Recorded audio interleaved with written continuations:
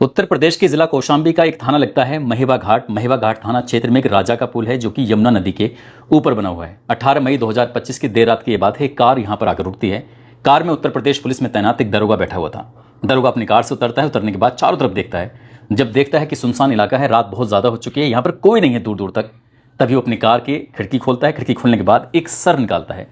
Sir होता है एक महिला का, और उस महिला के सर को वो उसके बाल पकड़ता है और बाल पकड़ने के बाद उसे पूरी ताकत से घुमाता है और घुमाने के बाद नदी में फेंक देता है। उसके मकसद था कि ये नदी में बह जाएगा, यहां से दूर चला जाएगा। अब उसके बाद फिर दोबारा से खिड़की खोलता है। खिड़की खोलने के बाद नग्न अवस्था में एक लड़की की लाश थी उसमें। उस लड़की की लाश को बाहर निकलता है और बाहर निकालने के बाद अब उस लाश को फेंकने का नंबर था। क्योंकि सर तो हल्का था इसलिए उसने पहले सर को फेंक दिया और बाकी जो हिस्सा बचा हुआ था वो भारी था। आखिरकार उसमें इतनी ताकत नहीं थी कि उसे उठाकर यूं ही उसे फेंक देता। उसने कोशिश की, उसको उठाया। उठाने के बाद अब जैसे वो फेंकने की कोशिश कर रहा था, इसी बीच में एक कार और निकल के गुजरती है। जैसे कार गुजरती है, उस कार की जो लाइट थी दरोगा पर, उस लाश पर पड़ जाती है। और जैसे उस लाश पर और दरोगा पर जो लाइट पड़ती है, तब दरोगा घबरा जाता है, डर जाता है। सोचने पर मजबूर हो जाता है कि उसे लगता है कि जो कार में बैठे हुए थे जरूर उन्होंने देखा होगा, क्योंकि चोर के जो पांव होते हैं वो बहुत कमजोर होते हैं। वो डर जाता है, उस लाश को वहीं छोड़ देता है। छोड़ने के बाद अपनी कार में बैठता है और वहां से भागना शुरू कर देता है। बार बार पीछे देख रहा था, कभी साइड के मिरर में देख रहा है, कभी इस साइड के मिरर में देख रहा है, कभी वो सामने वाले मिरर में देख रहा है। देख देख के ये देखने की कोशिश कर रहा था कहीं ऐसा तो नहीं है वो कार उनका पीछा तो नहीं कर रही है। वो भागता रहता है, लेकिन पकड़ा जाता है। जब पकड़ा जाता है तो इस घटना को लगभग 10 साल बीत जाते हैं और तारीख आती है 24 सितंबर 2025। फिर वहां मामला अदालत पहुंच जाता है और अदालत ये कहती है कि ये कितना ही भाग ले, इसको तब तक सलाखों के पीछे रखो जब तक कि इसके प्राण ना निकल जाए। यानी कि ये मरकर ही अब जेल से बाहर निकल सकता है, इससे पहले नहीं। आज की इस कहानी के माध्यम से यही जानने की, यही समझने की कोशिश करते हैं कि वो दरोगा कौन था, साथ ही वो लड़की कौन थी जिसकी लाश को फेंका जा रहा था। लाश का बाकी हिस्सा तो मिल जाता है, लेकिन सर आज तक भी नहीं मिल पाया है, भले ही चाहे 10 साल हो गए।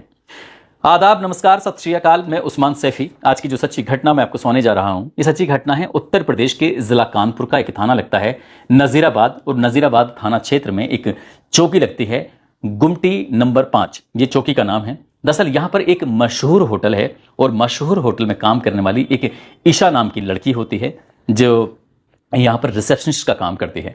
वो जैसे ही अपने घर की तरफ जा रही है, थोड़ा अंधेरा सा हो चुका था। इसका जो लड़की का घर लगता है वो कानपुर का ही एक थाना लगता है काकादेव, और काकादेव थाना क्षेत्र का नवीन नगर है, और नवीन नगर में एल ब्लॉक में इस लड़की का घर होता है। जैसे ही लड़की चौकी गुमटी नंबर 5 की तरफ से गुजर रही थी, उसके सर्किल, उसके एरिया से गुजर रही थी, इस लड़की के पास से 2 लड़के आते हैं और लड़के आने के बाद इसका पर्स छीनते हैं और वो पूरी ताकत से भाग लेते हैं। हालांकि इस लड़की ने खूब चीखने चिल्लाने की कोशिश की, लेकिन उसकी चीखों की आवाज़ बाकी लोगों तक नहीं पहुंची, क्योंकि बाकी लोग निकल के घरों में से आए नहीं और चोर आसानी से भाग जाते हैं। लड़की परेशान हो जाती है, रोने लगती है।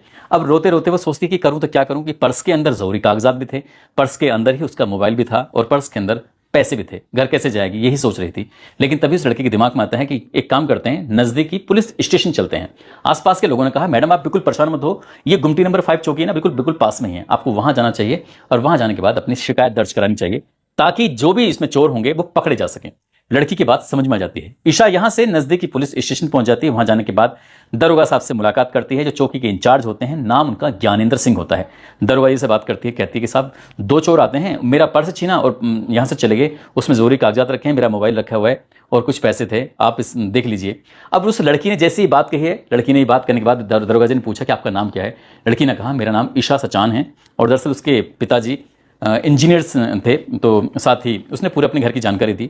और उनका बिल्कुल परेशान होने की जरूरत नहीं है, मुझ पर भरोसा रखो, मैं तुम्हारा पर्स हर हाल में किसी भी कीमत पर ढूंढ के लेके आऊंगा। दरोगा ने जब उस लड़की को तसल्ली दी, और तसल्ली न केवल दी बल्कि उस लड़की को घर तक भी छुड़वाया कि आप बिल्कुल परेशान मत होइए और फिर आके मुझसे मिलना, मैं अपनी तरफ से जांच करता हूं। लड़की को थोड़ी तसल्ली हो जाती है, और तसल्ली होने के बाद दरोगा जी ने अपनी पूरी जान, पूरी ताकत लगा दी उन दोनों चोरों को ढूंढने के लिए। आखिरकार वो दोनों चोर हैं कौन। हालांकि पुलिस ने उन्हें FIR दर्ज नहीं की थी, और दरोगा ने ये कहा कि आप FIR दर्ज मत कराइए, लेकिन मैं तुम्हारे इन चोरों को जरूर पकड़ दूंगा। आखिरकार दरोगा जी लग गए अपने काम में। 11 अप्रैल 2015 को FIR दर्ज कर ली जाती है, और एकदम जादू से प्रकट हो जाते हैं दोनों चोर। एक चोर का नाम होता है ज्ञान प्रकाश, और दूसरे चोर का नाम होता है छोटू यादव। दरअसल इनके पास ही मोबाइल पाया गया था और यही असली चोर भी थे। अब ये बात जब लड़की की सुनती है तो लड़की बड़ी खुश होती है, सारा सामान उसको मिल जाता है। वो इतना खुश होती है कि दरोगा जी को थैंक यू बोलती है। दरोगा जी इसलिए भी खुश थे क्योंकि दोनों की जो कम्युनिटी थी, दोनों की कास्ट जो थी वो एक ही थी। दरोगा जी भी कहीं ना कहीं उन लड़की को देखकर खुश हो जाते हैं और बीच बीच में लड़की से लगातार संपर्क भी कर रहे थे। कभी उसके होटल भी चले जाया करते थे जहां वो रिसेप्शन का काम कर रही है, और जब दोस्ती थोड़ी अच्छी सी हो जाती है तो दरोगा साहब उस लड़की के घर भी चले जाते थे। दोनों की दोस्ती थोड़ी गहरी हो जाती है। दोस्ती गहरी हो जाती है, लड़की ने अपने परिवार वालों से की और दरोगा जी ने अपने घर वालों से बात की। आखिरकार यहां से दोस्ती दोस्ती प्यार, प्यार के बाद ये फैसला करते हैं कि क्यों ना हम दोनों शादी कर लें तो कैसा रहेगा। इसलिए शादी की बात आती है, घर परिवार वालों से बातचीत की है और बातचीत होने के बाद आखिरकार 10 मार्च 2013 को दोनों की शादी होती है। हिंदू रीति रिवाज के हिसाब से धूमधाम से शादी होती है। लड़की के परिवार के सभी लोग शामिल होते हैं, लड़के के परिवार के लोग भी सब शामिल होते हैं और एक साल कैसे बीत जाता है पता ही नहीं चलता, क्योंकि खुशियों का ये दौर था। एक साल जैसे होता है, एक साल के बाद एक बेटी पैदा होती है। उस बेटी का नाम रखा जाता है सनाया। सनाया नाम रखा जाता है और सब कुछ जिंदगी में ठीक ठाक चल रहा था, बेहतरीन चल रहा था। अचानक ही इस लड़की के पास एक खबर पहुंचती है। खबर कुछ इस तरह से थी कि क्या ईशा आप बात कर रही हैं? वो कहती है हाँ मैं ईशा बात कर रही हूँ। वो कहा जाता है कि देखो ईशा, अगर जो भी है तुम अपने स्तर से पता कर लेना, लेकिन एक जानकारी मैं आपको देना चाहता हूं, ये देना चाहती हूं। दरोगा जी के नाम ज्ञानेंद्र सिंह है, जो कि मूल रूप से चित्रकूट के एक गांव लगता है चिविलाहा, वहां के रहने वाले हैं और मैंने इनके बारे में पूरी तरह से पता कर लिया है। दरअसल ये शादीशुदा हैं और इनको 2 बच्चे भी हैं और इनकी जो पत्नी का नाम है वो नीलम नाम है, जो कि मध्य प्रदेश के सतना की रहने वाली है। जब इस तरह की इंफॉर्मेशन मिली तो शुरुआत में तो ऐसा लगा कि ये झूठ बोला जा रहा है, लेकिन ईशा सचान ने अपनी तरफ से पूरी जानकारी जुटाने की कोशिश की और जब पता लगाया तो बाकी सचमुच ये पता चलता है कि दरोगा साहब तो पहले से ही शादीशुदा हैं, इनको 2 बच्चे भी हैं और यहाँ पर उनकी एक बेटी भी पैदा हो गई है। अब लड़की क्या करे क्या ना करे ये समझ नहीं आ रहा था उसको।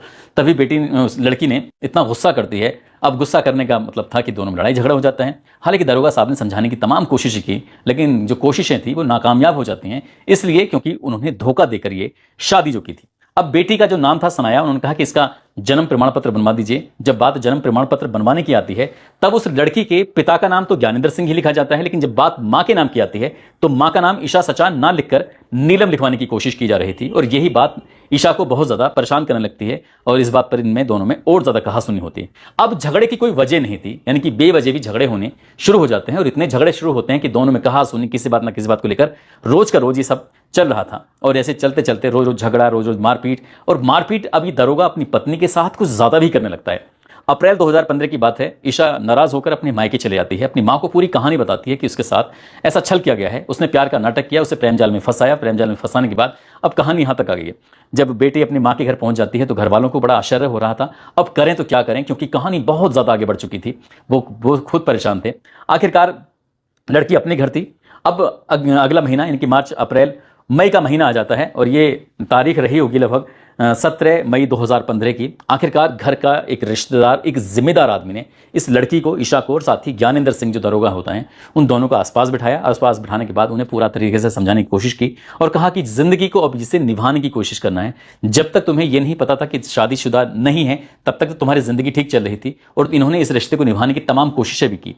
जब ये बात कही जाती तो आखिरकार उस लड़की के दिमाग में बात आ जाती है और जैसे लड़की की बात दिमाग में आती है दरोगा जी भी खुश हो जाते हैं और ये कहा जाता है कि लड़की को अपने लेके आ जाना, लेकिन ज़्यादा परेशान मत करना, मारपीट मत करना। दरोगा की भी बात समझ में आ जाती है और 18 मई 2025 की दोपहर लगभग 3 बजे के आसपास वो घर जाते हैं, यानी कि सासू माँ विनीता से बात करते हैं और सासू माँ से कहते हैं कि सासू माँ, मैं अपनी पत्नी को स्विफ्ट कार है उनकी, अपनी खुद की लड़की की, UP 78 CP 5281, वो इसे मैं लेके जाना चाहता हूं और जो मुक्ता देवी मंदिर है ना, मैं मां के दर्शन करना चाहता हूं और मैं अपनी पत्नी को भी साथ लेके जा रहा हूं। क्योंकि पति पत्नी का मामला था इसलिए किसी को क्या ऐतराज हो सकता है। वो अपनी पत्नी को लेकर सीधा मुक्ता देवी मंदिर में चले जाते हैं दर्शन करने के लिए और रात हो जाती है। अब रात लगभग 8 बजे के आसपास का वक्त था। सास यानी कि विनीता ने अपनी बेटी को फोन किया और ईशा से बातचीत करने की कोशिश की तो उसका नंबर स्विच ऑफ आ रहा था। अब जब उसका मोबाइल स्विच ऑफ था उन्होंने सोचा कि हो सकता है किसी वजह से बैटरी खत्म हो गई हो, तो उन्होंने अपने दामाद यानी कि दरोगा ज्ञानेंद्र सिंह को फोन मिलाया। अब जब ज्ञानेंद्र सिंह को फोन लगाया तो उनका भी नंबर स्विच ऑफ आ रहा था। अब यहां पर विनीता को ऐसा लगने लगता है कि कुछ ना कुछ गड़बड़ है, मेरी बेटी के साथ कुछ गलत जरूर हुआ है। वो दौड़ते हुए अपने बेटे को लेकर काका देव थाने पहुंच जाती हैं और जाकर कहती हैं कि साहब, मेरी बेटी दामाद के साथ दोपहर 3 बजे निकली थी, रात 8 बजे मैंने फोन करने की कोशिश की लेकिन उनका नंबर स्विच ऑफ आ रहा है, आप मदद कर दीजिए, आप इसमें देख लीजिए। पुलिस वालों ने पूरी बात सुनी। बात सुनने के बाद कहा कि मियां और बीवी का मामला है, स्विच ऑफ हो गया तो तुम इतना परेशान क्यों हो रही हो, जाओ घर जाओ, आराम से जाकर सोना। माँ को इस तरह से समझाकर जब उसने ज़्यादा कुछ कहने की कोशिश की तो डांट डपट के उन्होंने भगा दिया कि जाओ यहाँ से काम करो, जैसा पुलिस का अमूमन कई बार रवैया हो जाता है। तो यहाँ भी रवैया कुछ ज़्यादा अच्छा नहीं था। इसके बाद वो महिला चली जाती है, परेशान होती है और रात भर अपनी बेटी का इंतजार कर रही थी कि कब उसका जो फ़ोन था वो ऑन होगा और कब अपनी बेटी से बात करेगी। रात भर में जितनी बार भी माँ की आंख खुलती है अपनी बेटी से बात करने के लिए, तमाम बार उसने मोबाइल फ़ोन लगाया, लेकिन वो कामयाबी नहीं मिल रही थी। अगला दिन निकलता है, अगला दिन निकलने के बाद क्योंकि उसे पता था कि काका देव थाने वाले तो उसकी बात सुनने वाले हैं नहीं, वो बड़े अधिकारी यानी कि एसपी के पास जाती है और जाकर कहती है कि साहब देखो, मेरी बेटी इस तरह से गायब हो गई है, उसका नंबर स्विच ऑफ आ रहा है, अगर मैं अपने दामाद को फ़ोन करती हूँ तो उनका भी नंबर स्विच ऑफ आ रहा है, मेरी बेटी के साथ कुछ ना कुछ गड़बड़ हुई है, आप देख लीजिए। अब ये एसपी ने बात सुनी। एसपी ने 19 मई 2015 को आदेश कर दिया। आखिरकार इसके बावजूद भी रात 9:45 के आसपास काका देव थाने के अंदर एफआईआर दर्ज कर ली जाती है, लेकिन पुलिस उतनी शिद्दत, उतनी ईमानदारी से उस लड़की को यानी कि ईशा को ढूंढने की कोशिश नहीं कर रही थी और ना ही उस दरोगा को ढूंढने की कोशिश कर रही थी। आखिरकार घर वाले भी अपनी तरफ से तमाम कोशिशें कर रहे थे, इधर से उधर बात करने की कोशिश कर रहे थे, लेकिन इसी बीच में एक फोन आता है कि उसने भागकर किसी से शादी कर लिया और वो वहां रहना नहीं चाहती, इसलिए आप परेशान ना हो बिल्कुल भी। इस तरह की कहानी रची गई। अब कहीं ना कहीं घर वालों को थोड़ी टेंशन हो रही थी, परेशानी हो रही थी। इसी बीच में 21 मई 2015 की यह बात है, लंदन में बैठे एक व्यक्ति जिनका नाम मनोज सिंह होता है। मनोज सिंह की आदत थी कि अपने यहाँ के इलाके के अखबारों को देखना, यानी खासकर वो अमर उजाला अखबार को देख रहे थे और अमर उजाला की इंटरनेट पर खबर पढ़ रहे थे। और खबर पढ़ते पढ़ते इसी बीच में एक खबर उनके सामने टकरा जाती है। खबर में कुछ देखते हैं कि एक जिला कौशाम्बी है जो यहां से यानी कि इस घटना स्थल से 167 किलोमीटर दूर है। दरअसल वहां पर एक लाश मिली है। लाश जो मिली है उसकी गर्दन जिनकी सर तो है नहीं, बाकी पूरा हिस्सा है, नग्न हालत में है। और उसकी खास बात यह है कि उसके एक कंधे पर टेटू बना हुआ है और साथ ही हाथ में घड़ी है। जब घड़ी को जूम करके बार बार उन्होंने अपने उसमें लैपटॉप में देखने की कोशिश की तो पता चलता है कि ये घड़ी तो उन्होंने अपनी साली को गिफ्ट करी थी। यानी कि जो व्यक्ति लंदन में बैठा हुआ देख रहा है, दरअसल वो ईशा का सगा जीजा होता है। उन्होंने देखा कि ये होना हो उनकी ही साली है, तभी वो अपनी सास विनीता को मैसेज करते हैं, फोन करते हैं, बातचीत करते हैं और कहते हैं कि तुम्हें यहां से लगभग 167 किलोमीटर दूर कौशाम्बी जाना चाहिए और कौशाम्बी में जाकर ये पता करना चाहिए कि ये महेवा घाट थाना क्षेत्र में जो राजापुर पुल है उसके पास में जो लाश मिली है वो लाश आखिरकार किसकी है। अब यहां से घर वाले यानी कि जो विनीता है, उसका बेटा और बाकी परिवार के कुछ लोग जाते हैं और कौशाम्बी जिले में जाने के बाद पुलिस वालों से बातचीत करते हैं।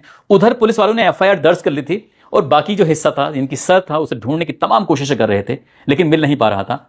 वहां पर सूचना मिली थी 19 मई 2015 की सुबह लगभग 5:30 बजे के आसपास एक राहगीर को सड़क के किनारे एक लाश मिलती है नग्न अवस्था में। वो बताता है कि साहब देखो, ये जो थाना है महेवा घाट, वहां से लगभग 100 मीटर की दूरी पर है। उसने जाकर सूचना दी, मोटरसाइकिल वाले ने कहा कि साहब इस तरह से लाश पड़ी हुई है। पुलिस ने लाश को कब्जे में लिया और बाकी के उसके हिस्से को तलाशने की कोशिश की, लेकिन पुलिस को कुछ नहीं मिल रहा था।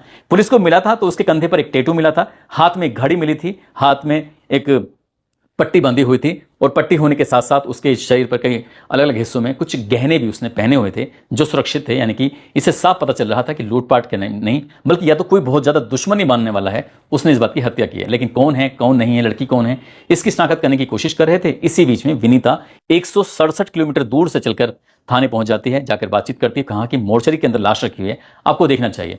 घड़ी से पहचान कर ली जाती है, मेरी बेटी की कंधे पे बने टैटू से पहचान कर ली जाती है कि बेटी की है, गहनों से पहचान कर ली जाती है और साथ ही हाथ में जो उसके पट्टी बंधी हुई थी, जो चोट लगी हुई थी, उससे पहचान कर ली जाती है। अब आखिरकार पुलिस के पास जाया जाता है, पुलिस को पूरी कहानी बताई जाती है कि मेरे दामाद की ही इसमें कुछ ना कुछ हरकत है। जो दरोगा है उस वक्त में उसकी तैनाती थी, बताया जाता है प्रतापगढ़ में, और प्रतापगढ़ में तैनाती होने के बाद आखिरकार पुलिस ने उसको ढूंढने की कोशिश करना शुरू कर दिया, लेकिन पुलिस के दरोगा हाथ ही नहीं लग रहा था।